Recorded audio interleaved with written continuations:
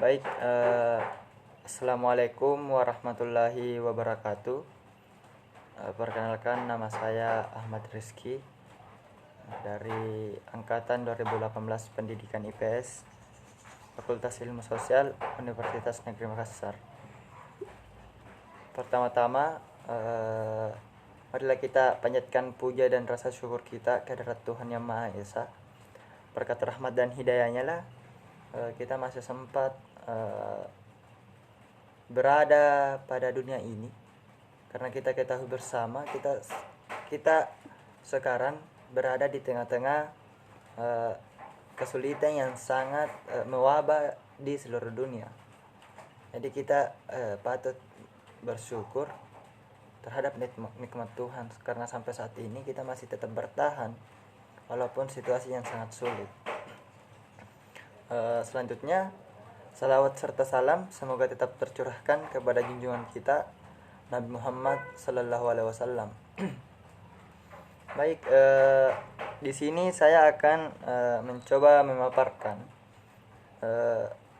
salah satu tugas dari pengampu untuk melaksanakan final, yaitu menjelaskan tentang pengembangan model pendekatan strategi dan metode dalam pembelajaran IPS. Jadi pengembangan model pendekatan strategi dan metode dalam pembelajaran IPS itu bisa dikatakan menjadi salah satu ujung tombak sebagai kita calon guru harus memahaminya. Karena kenapa? Ini adalah salah satu cara, atau ini adalah yang membuat kita nantinya sebagai pengajar yang profesional ketika kita memahami semua tentang dari 3 poin tersebut ini.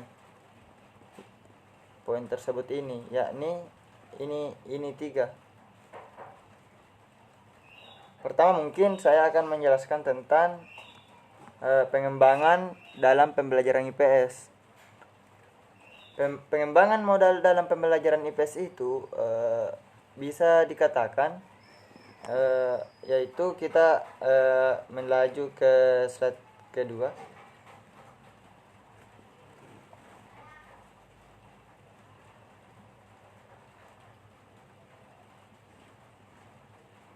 Slide kedua ya, maaf. Pertama itu pengertiannya, secara khusus model itu bisa dikatakan kerangka konseptual yang digunakan sebagai pedoman dalam melakukan suatu kegiatan. Maksudnya model ini adalah salah satu cara atau pedoman untuk melakukan suatu kegiatan. Jadi model pembelajaran IPS itu bisa dikatakan secara idealis adalah bentuk pembelajaran yang menggambarkan karakteristik IPS itu sendiri dari awal hingga akhir kegiatan. Jadi ada beberapa macam model dalam pembelajaran IPS.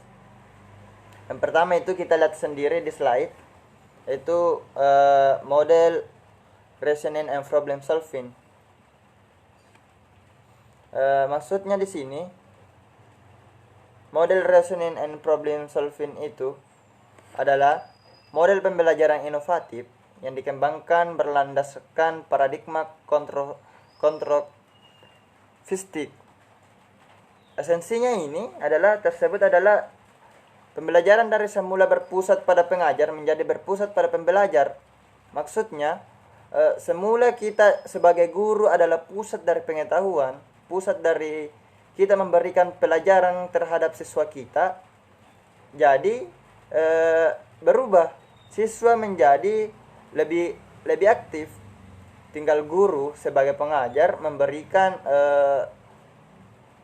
memberikan saran untuk meluruskan apa yang menjadi pembelajaran pada hari itu. Maksudnya terpusat, kita terbalik, siswa menjadi lebih aktif, lebih proaktif dibanding dengan guru. Itu yang disebut dengan model reasoning and problem solving. Selanjutnya adalah model inquiry training. Model inquiry training adalah untuk membawa siswa secara langsung ke dalam proses ilmiah melalui latihan-latihan yang dapat memadatkan proses ilmiah tersebut ke dalam periode waktu yang singkat. Maksudnya di sini, model inquiry training, ketika kita melakukan model inquiry training terhadap pembelajaran kita nantinya, kita sebagai guru merancang siswa kita selalu melakukan proses-proses pembelajaran, selalu melakukan proses-proses ilmiah melalui entahkah itu latihan, praktek apa segala macam untuk memadatkan prosesnya, untuk memadatkan sehingga periode yang kita lakukan itu terasa singkat karena proses pembelajaran sangat padat. Itu adalah yang dimaksud dengan model inquiry training. Selanjutnya bagian 3, model problem based interaction, yaitu suatu model pembelajaran yang menggunakan masalah sebagai langkah awal dalam mengumpulkan dan mengembangkan pengetahuan baru bagi siswa melalui proses kerja kelompok yang membutuhkan penyelesaian nyata sehingga membuat siswa itu bisa melakukan atau memecahkan masalah tersebut.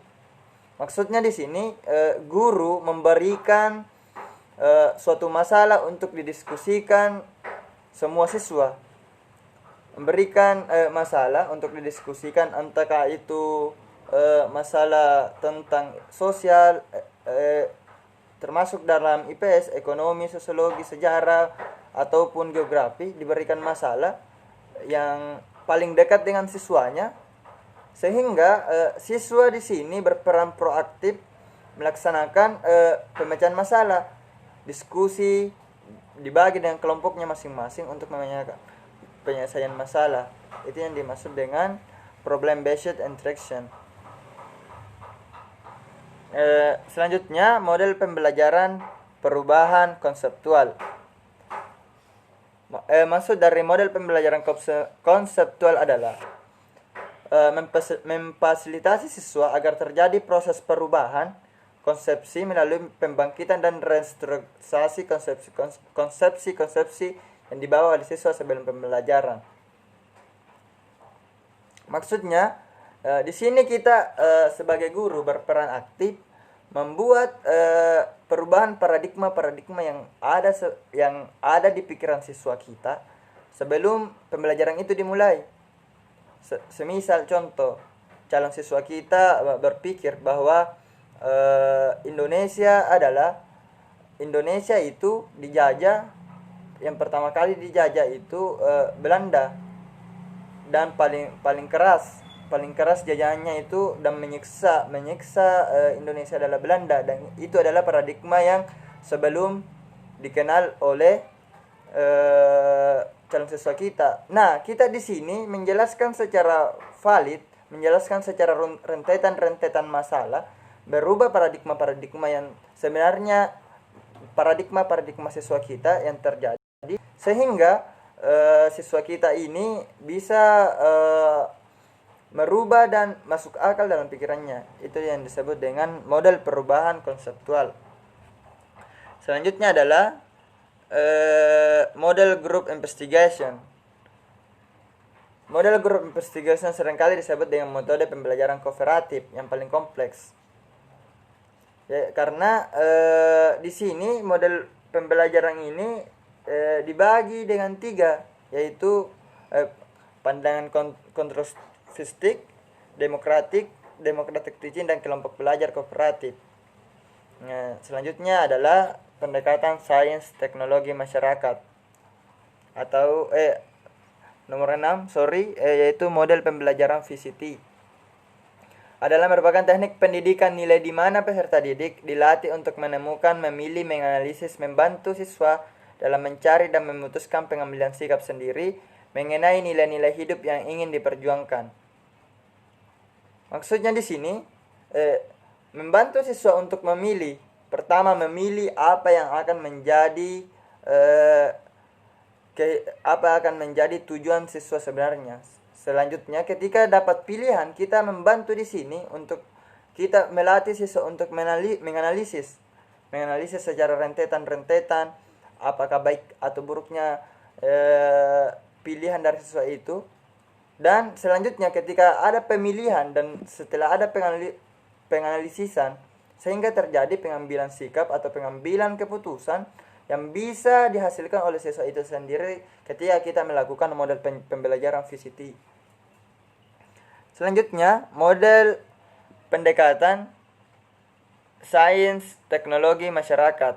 Maksudnya di sini adalah suatu usaha untuk menyajikan masalah-masalah dalam kehidupan sehari-hari. Maksudnya di sini kita memberikan pembelajaran terhadap siswa kita dengan mengambil contoh yang dekat dari siswa tersebut, dekat dengan lingkungannya. Kita berikan pembelajaran dengan contoh yang dekat dengan lingkungan sehari-hari siswa kita itu sendiri, sehingga siswa kita mudah memahami apa yang menjadi materi sehingga sinkron terhadap kehidupannya siswa tersebut. Selanjutnya adalah model portofolio. Model portofolio ini adalah model pembelajaran berbasis portofolio, merupakan ini adalah alternatif cara belajar siswa. Ya ini kita memberikan tugas portofolio, memberikan makalah apa segala macam dibuat oleh siswa, dan ini adalah pilihan untuk dipelajari sehingga membangkitkan semangat pembelajaran siswa tersebut. Selanjutnya adalah model pembelajaran kontekstual. Model pembelajaran kontekstual ini merupakan konsep belajar yang membantu guru mengaitkan antara materi yang diajarkan dengan situasi dunia nyata siswa dan mendorong siswa membuat hubungan antara pengetahuan yang dimiliki dengan penerapannya dalam kehidupan mereka. Selanjutnya adalah model inquiry sosial. Adalah rangkaian kegiatan pembelajaran yang menekankan pada proses berpikir secara kritis dan analisis untuk mencari dan menemukan sendiri jawaban dari suatu masalah yang dipertanyakan. Seperti yang tadi katakan, kita harus mendorong siswa memberikan pemahaman, penekanan pada proses berpikirnya sehingga siswa bisa berpikir secara kritis. Ketika siswa kita berpikir kritis, akan mulai muncul analisis dari siswa tersebut untuk mencari dan menemukan sendiri jawaban dari suatu masalah yang dipertanyakan. Selanjutnya adalah model pembelajaran pengambilan keputusan. Model pembelajaran berkaitan dengan kemampuan berpikir tentang alternatif pilihan yang tersedia, menimbang fakta dan bukti yang ada, mempertimbangkan tentang nilai pribadi dan masyarakat. Ini yang saya maksud tadi. Ketika ada kita dondor siswa kita itu untuk berpikir kritis, dan akan ada menghasilkan analisa-analisa baru dari siswa kita. Ketika siswa kita berpikir kritis, maka seyogyanya pikiran-pikiran siswa kita itu akan bisa menghasilkan pengambilan keputusan yang ilmiah. Itu dari model pembelajaran pengambilan keputusan.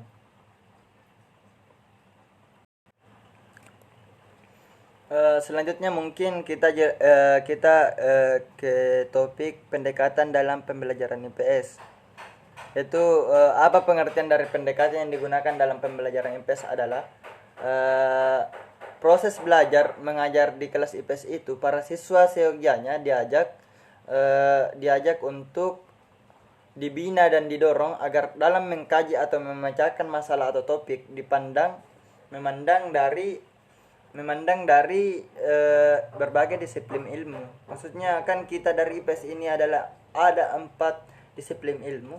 Jadi ketika kita mengajar, kita harus membina untuk tidak lari dari 4 disiplin ilmu ini tersendiri, yaitu sosiologi, geografi, sejarah, dan ekonomi. Jadi ketika ada topik yang kita berikan, kita harus tetap berada di 4 disiplin ilmu ini sendiri. Itu maksud dari pendekatan dalam pembelajaran IPS. Nah, macam-macam pendekatan pembelajaran IPS itu ada beberapa macam yang saya ketahui. Yang pertama mungkin pendekatan disiplin atau pendekatan struktur. Pendekatan pendekatan disiplin ini maksudnya adalah bertitik tolak dari sesuatu disiplin ilmu tertentu. Artinya, pola kerangka atau sistematika pendekatan disiplin dimulai dari penyampaian konsep-konsep dari suatu disiplin, baru kemudian menambahkan konsep-konsep di disiplin lainnya bertujuan untuk mendukung konsep-konsep disiplin tersebut. Semisal, kita jelaskan sejarah, kita berikan topik sejarah. Jadi ketika itu sejarah kita jelaskan tanpa kita melupakan tiga disiplin ilmu yang lainnya supaya menopang dari topik mulanya. Itu yang dimaksud dengan pendekatan disiplin atau pendekatan struktur. Selanjutnya adalah pendekatan antar struktur atau interdisiplin. Pendekatan antar struktur merupakan pendekatan yang membahas suatu konsep secara berturut melalui beberapa disiplin dan kemudian dipersatukan. Dengan pendekatan ini, suatu konsep ilmu sosial atau suatu topik diorganisasikan bersama konsep dari berbagai ilmu sosial terpadu. Di sini maksudnya adalah kita membahas rentetan-rentetan disiplin ilmu, mulai dari membahas tentang geografi, setelah itu apa hubungan topik kita itu dengan ekonomi, selanjutnya apa hubungannya dengan sosiologinya, maksud sampai dengan apa hubungan dari sejarahnya. Itu maksudnya pendekatan antar struktur dan interdisiplin. Selanjutnya adalah pendekatan kemasyarakatan. Pendekatan kemasyarakatan yang dimaksud ini adalah seperti pendekatan yang kita gunakan di dalam mempelajari IPS dan mengambil masyarakat sebagai fokus pembahasan. Artinya semua komponen program diambil dari dan dituju pada masyarakat sekitar. Maksudnya kita tidak jauh dari pembahasan, kita tidak jauh dari lingkungan siswa kita sendiri, kita tidak jauh dari apa topik kita itu sendiri. Salah satu contohnya, pergaulan siswa di dalam masyarakat lebih luas, meliputi kecepatan bergaul, sikap ramah tamah, tanggung rasa, suka menolong. Itu adalah kehidupan di masyarakat kita itu sendiri. Selanjutnya adalah pendekatan lingkungan. Pendekatan lingkungan ini adalah lebih banyak membicarakan lingkungan fisik dan lingkungan budaya atau sering disebut dengan lingkungan geografis. Di sini kita membahas tentang pendekatan-pendekatan yang dilakukan adalah kita harus melihat pendekatan dari lingkungan itu sendiri, lingkungan fisik. Salah satu contohnya bentuk yang kita lihat atau disebut dengan letak geografisnya itu sendiri. Selanjutnya adalah pendekatan pembelajaran tradisional.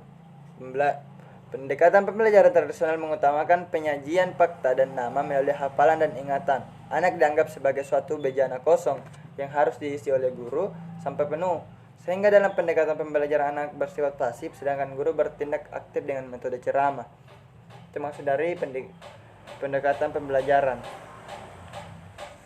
Itu mungkin dari pembahasan tentang metode pendekatan dalam pembelajaran IPS. Jadi kita beralih dengan strategi dan metode dalam pembelajaran IPS.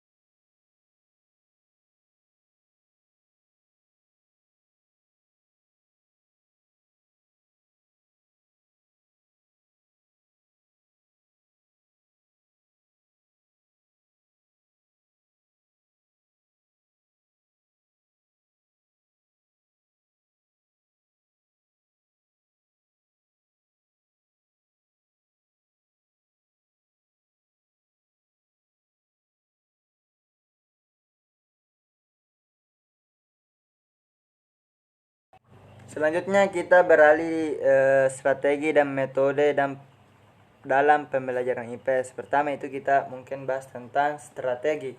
Apa sih itu strategi pembelajaran?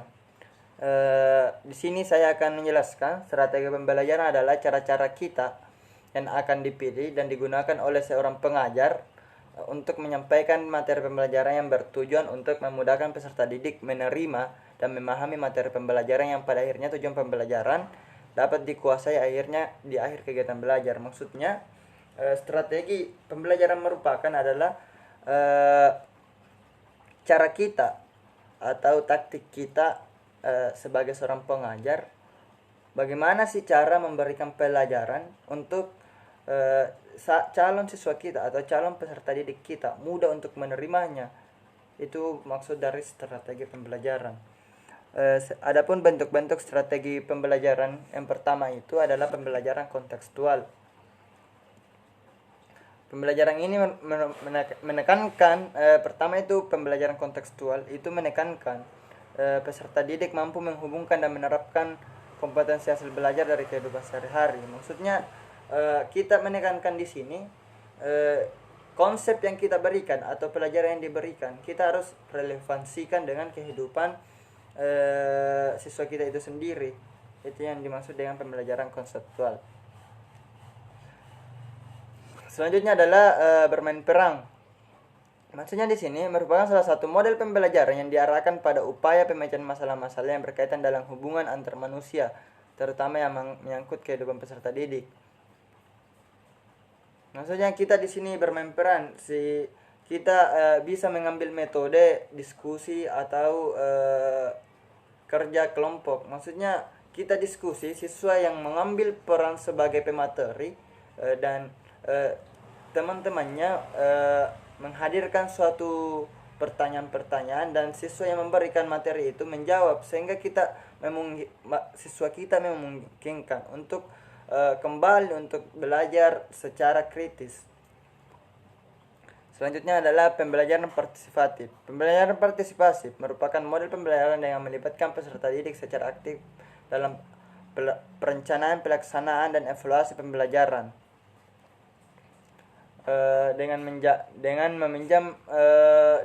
menjamin ketika kita mengikut sertakan atau melibatkan peserta didik, yaitu kita harus selalu memperhatikan pemahaman siswa yang baru, atau kita harus seringkali memperhatikan siswa kita apakah betul-betul paham ataupun tidak.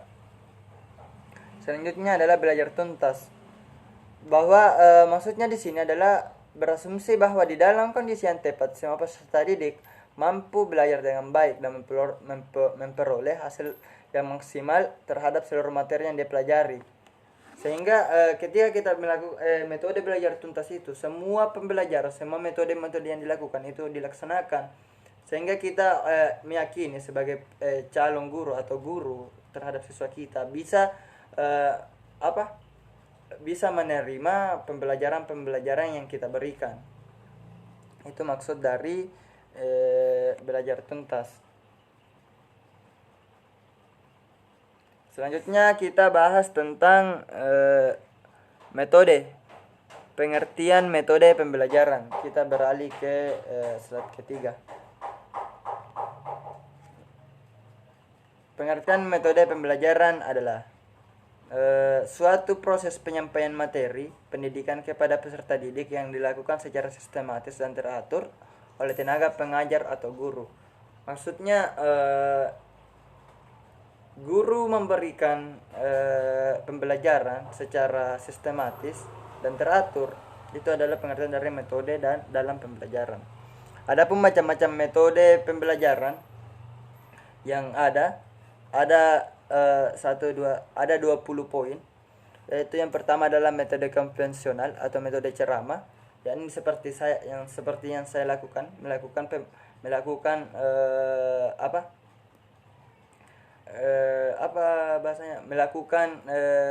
pemahaman terhadap siswa itu dengan menjelaskan secara rentet, menjelaskan secara lengkap terhadap siswa. Selanjutnya adalah metode diskusi, yaitu memberikan peran untuk